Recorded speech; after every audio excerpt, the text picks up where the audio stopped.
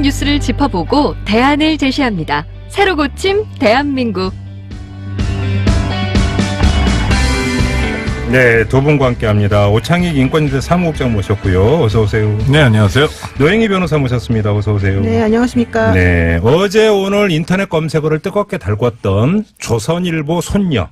키워드가 딱 이렇게 돼 있더라고요. 아마 우리 애청자 여러분, 어제 저희가 꽉 찬 뉴스에서도 일보를 전해드린 바가 있었는데, TV조선 방정호 대표이사 전무의 딸이 초등학생인데 50대의 운전기사에게 막말을 했고, 그 녹취록 일부 내용이 언론에 공개를 돼서 이제 공분을 샀는데요.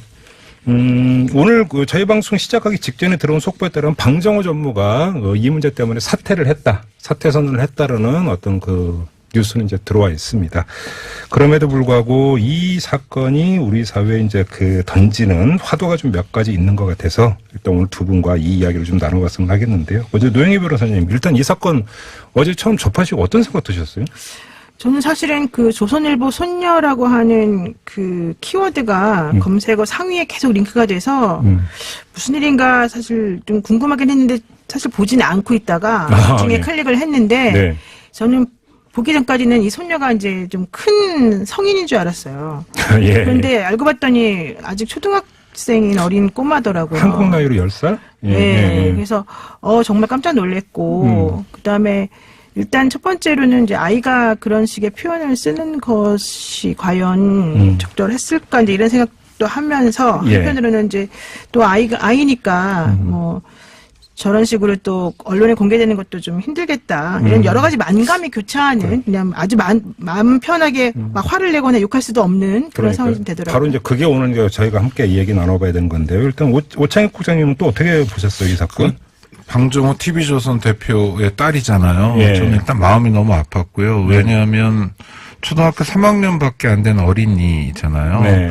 막말을 하면서 운전하시는 분을 그냥 막말을 해도 되는 아랫사람 취급을 했고 근데 저는 왜 마음이 아프냐 하면 운전기사가 겪는 고통도 가슴이 아픈데 이 어린이를 생각해도 참 답답해요. 네. 그러니까 당장은 아빠가 뭐 종편 사장이고 전무. 아니, 그러니까 TV조선 대표 전무입니다. 네, 맞아요. 조선일보 그룹에서 전무고 TV조선 대표인데 하여튼 당장은 이제 방씨 일가여서 어떻게든 살겠지만 나중에 이 친구가 도대체 어떻게 살아갈지 정말 걱정이에요. 네. 중학교 가면 고등학교 가면 대학교 가면 또 나중에 직장 생활도 해야 될 거 아니에요. 근데 이 기사님도 참다 못 참은 거잖아요. 네. 이 어린이가 앞으로 만나게 될 사람들이 방씨 일가라고 해서 이런 막말이나 전횡 또 아랫사람 부리듯 하는 것 다 참아두지 않을 거거든요. 네. 그래서 나중에 도대체 어떻게 살 건가. 그래서 걱정해요. 진짜 이 어린이의 운명이. 답답합니다. 그러니까요. 우리 애청자 여러분들도 어떻게 좀 느끼셨는지 저희와 함께 해주시죠. 50원의 유료 문자인데요. 우물정 0951 문자 참여창 열어놓겠습니다. 여러분들의 의견 부탁드리겠고요. 카카오톡이나 TBS 앱을 이용하셔도 됩니다. 근데 이제 문제는 이런 것 같습니다. 제 기억으로는 사주 일가의 갑질은 한두 건이 아니었죠. 엄청나게 많은데 사주 일가라고 해서 그 부인이나 딸이나 아들이나 물론 있었습니다. 근데 다 성인이지. 초등학생 저는 기억이 없거든요. 혹시 두 분 기억이 있습니까? 모르겠어요. 알려진 건 없죠. 그러니까요. 네. 오히려 이제 더 충격적인 게 사실 거기에 있는 것 같은데 바로 여기서 이 이야기를 해야 될 것 같습니다. 이게 철이 없는 어린이, 초등학생의 그냥 철없는 이야기로 봐야 되는 건지 사실 그러니까 이거에 대해서 좀 엄밀하게 우리가 좀 볼 필요가 있을 것 같은데 어떻게 생각하세요? 그러니까 사실 제가 아까 초두에 말씀드린 게 성인에 대한 얘기겠거니 하고 클릭해봤다가 아이의 얘기여서 깜짝 놀랐다. 네네네. 근데 결국 아이가 하는 말이나 아직까지 이제 인성이나 자아가 완전하게 발달된 게 아닐 테니까 아이가 한 말이나 행동은 사실은 어디서 왔을까. 네. 결국 이제 이게 바로 이제 이 사건의 또 본질을 볼 수 있는 거 아니냐. 그래서 아까 이제 오창익 국장님도 말씀하셨지만은 사실은 아직 이렇게 나이도 어린 아이가 잘 모르기 때문에 그럴 수도 있지라고 생각해서 그냥 치부해버릴 수 있는 문제는 아닌 것 같고 이게 바로 이제 근본적이고 구조적인 문제라고 하는 점에 좀 생각이 간다면 네. 저는 물론 지금 그래도 발빠르게 사과하고 본인이 또 뭐 대표직에서 물러났지만 그 전에 보였던 행동은 사실은 그 대표 입장에서는 뭐 왜 미성년자인 어린아이의 목소리를 이렇게 함부로 내보내느냐 네네. 법적 조치를 취하겠다 이런 말을 또 했었거든요. 그것도 좀 여쭤볼 거예요. 그러다가 이제 너무 이 비난의 여론이 계속 커지니까 네. 이걸 수습하기 위해서 일단은 결단을 내린 것 같아요. 그 아버지도. 그렇다라고 한다면 이게 진정성 있는 그러면 사과나 이런 것이었을까? 네. 아니었을 수 있지 않겠느냐. 여론에 밀려가지고 그런 것 그렇죠. 아니냐? 그게 바로 이제 이 아이가 이런 식의 행동을 하게끔 만든 원인은 아니었을까. 이런 생각까지 하게 된다는 오창훈 국장 어떻게 된 거로서요? 아니 저는 이 아빠가 방정호 씨잖아요. 네. 그 뭐 전문의와 대표냐 둘 다죠. 전무 대표. 예. 이 사람은 누구냐면 방상훈 씨의 차남이죠. 네, 맞아요. 예. 그 대대로 지금 이어오는 거예요. 경영 능력 뭐 이런 거하고 상관없이. 그래서 뭐 그러니까 날 때부터 금수저, 날 때부터 뭐 사장, 날 때부터 회장님 일가 뭐 이런 구도가 이 어린이를 극단적 일탈로 끌어간 것 같아요. 그러니까 그래요? 모두가 떠받드는 사람들만 있고 떠받드는 사람들 중에 특히 조선일보 기자들도 있을 거 아닙니까? 이를테면 그래도 스펙 줬다고 하는 젊은이들이 시험 공부 잘했다는 젊은이들이 가가지고 방씨 일가를 떠받드는 이런 구조가 이런 일탈을 난 것 같아요. 그래서 가장 직접적으로는 손녀라는 그 검색어 명예에서 알 수 있듯이 방상훈 씨가 가장 큰 책임이 있을 거고 그다음에 아버지에게 있을 거고 그 다음에는 그런 뭐죠 족벌 언론이랄까 이런 것을 방치한 조선일보 구성원들과 우리 사회에도 책임이 있다. 그래서 네. 우리 모두가 어느 틈에 초등학교 3학년생을 그냥 괴물로 만들어 버렸다. 잘못의 정도는 좀 다르겠지만 네. 이 책임에서 자유롭지 않다는 생각이 들고요. 그런 면에서 가슴이 아픕니다. 그러니까요. 사실 이제 두 분도 지금 말씀하신 톤이 다 비슷한 것 같은데 우리가 이제 수많은 갑질 사건을 접했을 때 가장 먼저 든 건 공분이거든요. 분노란 말이죠. 근데 이거는 분노보다는 뭔가 착잡함, 서글픔, 네, 서글픔, 어이없음, 오히려 이런 게 이제 먼저 다가오는 거죠. 그게 이제 다른 것도 아니고 초등학생이다 보니까 이제 이런 생각이 좀 드는 건데 조금 전에 노영희 변호사께서 말씀하신 법적인 문제를 하나 좀 따져보자고 처음에 이제 사퇴 선언을 하기 전에 어린아이, 미성년자 어린아이 이야기를 일방적으로 이렇게 부모의 동의도 받지 않고 공개한 거에 대해서 법적 책임을 묻겠다 이렇게 나온 바가 있었는데 이건 어떻게 봐야 되는 걸까 법적으로는? 우선 녹음을 한 운전기사와 관련된 부분이 하나가 있고, 예. 그 다음에 이것을 언론에 보도한 이제 언론사들의 문제가 있을 수 있는데, 네네. 예컨대 대화를 하는 당사자 중에 일방이 그렇게 녹음을 하는 것에 대해서는 통신비밀보호법이 적용되지가 그러니까 통신비밀보호법상 처벌 대상이 아니고요. 대화 당사자가 녹음하는 건 그렇죠. 상관이 없죠. 제3자가 몰래 녹음하는 게 문제가 되는 그렇죠. 거죠. 그러니까 기사분하고 그다음에 이 어린아이가 서로 대화하는 과정 중에서 기사분이 이제 이걸 녹음한 거잖아요. 네네네. 운전하는데 위험하게 자꾸 이렇게 폭행을 하니까 그렇다라고 한다면은 이 운전기사분은 사실 녹취를 떴다고 해서 이것이 문제가 되지는 않죠. 이제 그러면 두 번째로 그것을 언론사에 보낸 행위, 네. 그리고 또 언론사에서 이 아이의 목소리를 그대로 내보낸 행위 네. 이런 것들이 처벌 대상이 될 수 있느냐?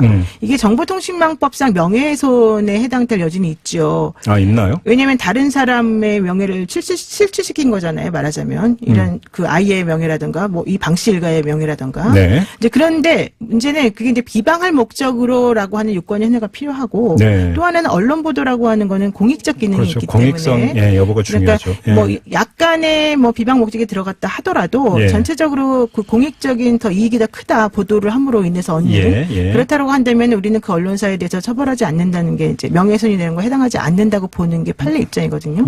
그러니까 제가 봤을 때는 그 아이의 그런 뭐 행동이나 이런 것들에 대해서 보도한 것 자체를 가지고 문제 삼을 수는 없을 것 같고 네. 다만 문제는 예. 그렇게 보도를 한다 하더라도 사실 아이니까 이 아이를 좀 보호해줘야 되는 측면이 있어요.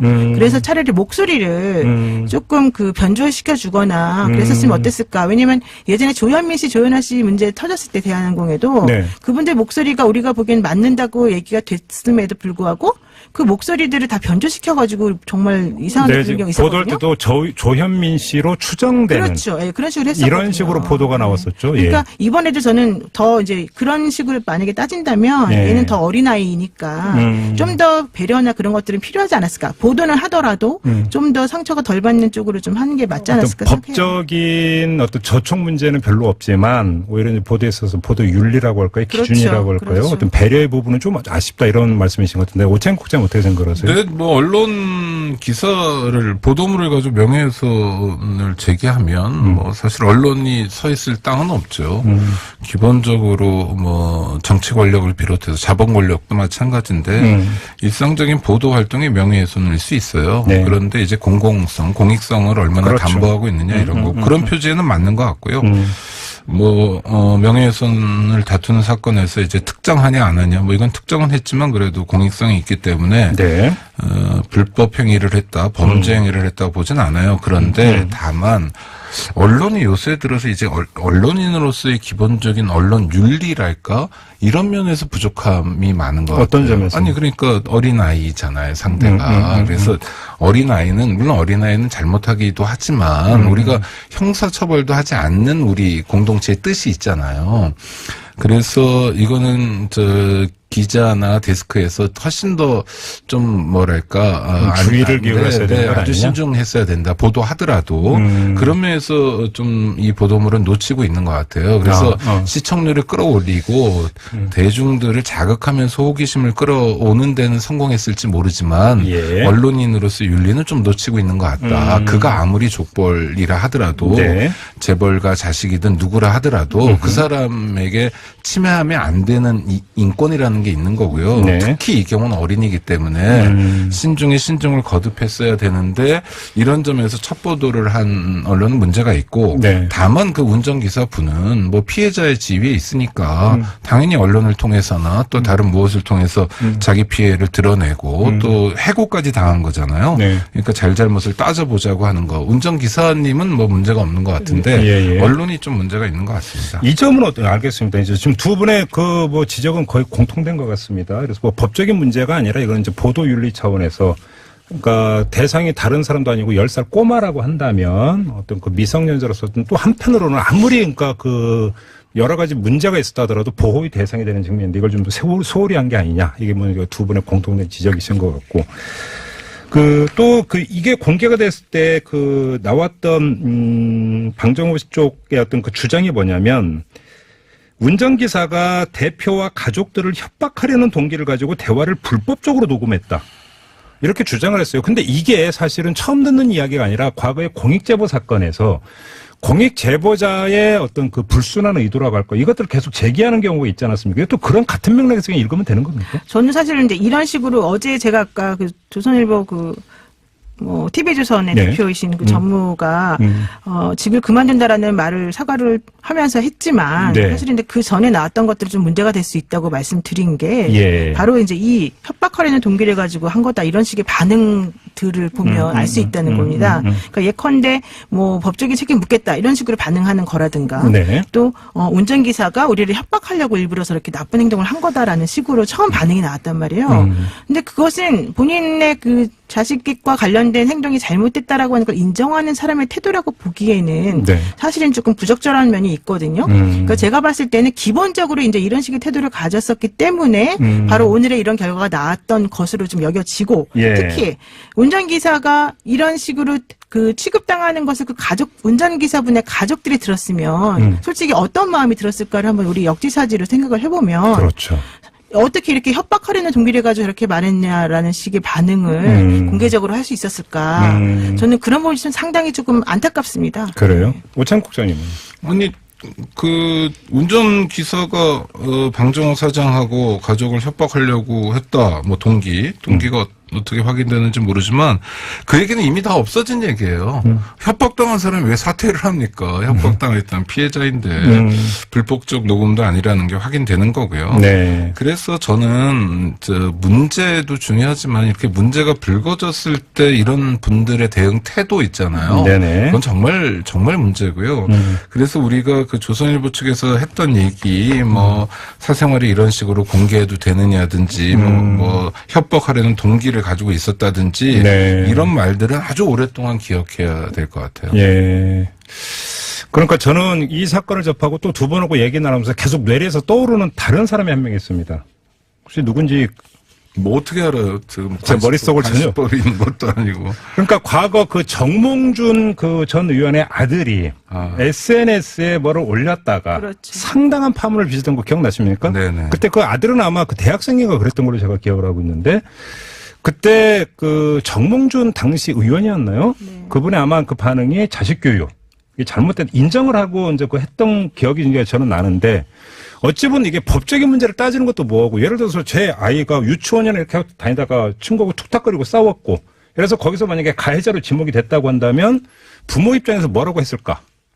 부모가 사죄하죠. 죄송합니다. 자식을 아니 그렇게 어렵게 해서. 풀 게 아니라 사실 여기서부터 풀어야 되는 문제 아닌가요? 아주 작은 그 학교 폭력이 있더라도 네. 그 가해자의 부모들은 일단 피해자 부모들과 또 학교 측의 머리를 조아리게 되죠. 죄송하다고 제가 자식 교육을 못 지켰다고 이게 그 우리가 세상을 살아가는 이치고 도리잖아요. 네네네. 근데 이런 상식을 요구하는 게 조선일보이고 TV조선일 텐데 큰 목소리로 정작 자기들은 상식에서 크게 벗어나 있고 네. 뭐 오늘에서야 사퇴해서 그래도 뭐 반성하는 것처럼 보이긴 하지만 어떻게 이렇게 전혀 다른 삶을 사는지 참 이해가 되지 않습니다. 그래요. 뭐 지금 오늘 이 이야기 나누고 있는 주제에서는 어찌 본다면 이것은 본류가 아니라 지류이기 때문에 좀 말씀을 안 드렸는데 이 기사 급여의 어떤 지급 문제 어떤 그 적정성도 좀 얘기가 되는 것 같은데 법적으로 어떻게 되는 겁니까? 그러니까 지금 이게 이제 배임이나 횡령 문제까지 연결될 수 있지 않느냐라는 얘기를 하고 있습니다. 근데 사실 이 운전기사분이 그 채용되었을 때 회사에서 보통 대표들 같은 경우는 회사에서 운전기사에게 급여를 주고 차량도 제공하고 이런 게 있잖아요. 그러니까 그런 식으로 만약에 이런 급여가 나가고 체계가 그렇게 됐다면 이 운전기사에 대해서 하는 것을 뭐 횡령이다 배임이다라고 할 수는 없겠죠. 다만 그게 아니라 뭐 여기서 얘기한 것처럼 개인적인 용무를 시키는 식으로 이분에 대해 대우를 했다거나 내지는 뭐 지난번에 이제 대한항공 일가가 문제됐을 때에도 모든 종류의 사적인 것을 전부 다 회사 돈으로 했다던가 이런 식으로 문제가 된다면 그것은 당연히 횡령의 문제도 연결될 수 있죠. 근데 이제 현재 이것이 과연 그 건까지 연결될 수 있을 만한 정도인 것인지 아닌지에 대해서는 아직까지는 확인된 바가 없으니까 거기에 대해서는 지금 정확하게 말하기 좀 곤란한 부분인 것 같습니다. 사실관계를 좀 더 확인해 봐야 되는 거죠. 제 생각으로는 그 딸을 태웠잖아요.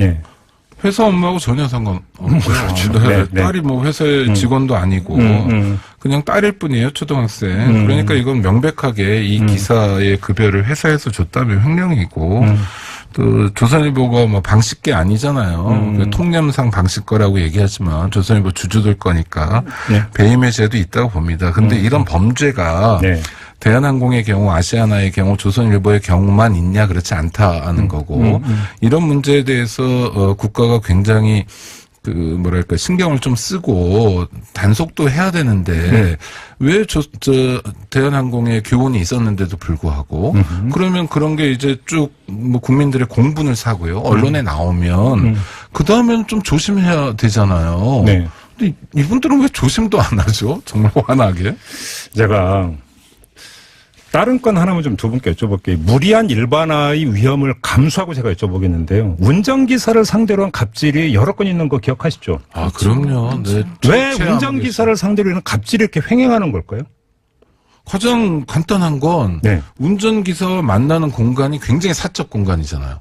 텔레비전 카메라도 없고. 그렇네. 그러니까 자기하고 둘이 타거나 비서가 있거나 뭐 그래서 많이 타봐야 4명이고 3명이고 또는 2명이고 하니까 누구의 시선도 의식하지 않는 거죠. 그러니까 그 제약회사 사장님, 그 쌍욕하는 거 저희도 그때 녹음 파일 틀어드린 적이 있어요. 도중에 내려부터 해가지고 뭐 동네방네 많잖아요. 하여튼. 그래서 그러니까 대중의 시선이 머물지 않기 때문에 그런 공간에서 함부로 하는 것 같고요.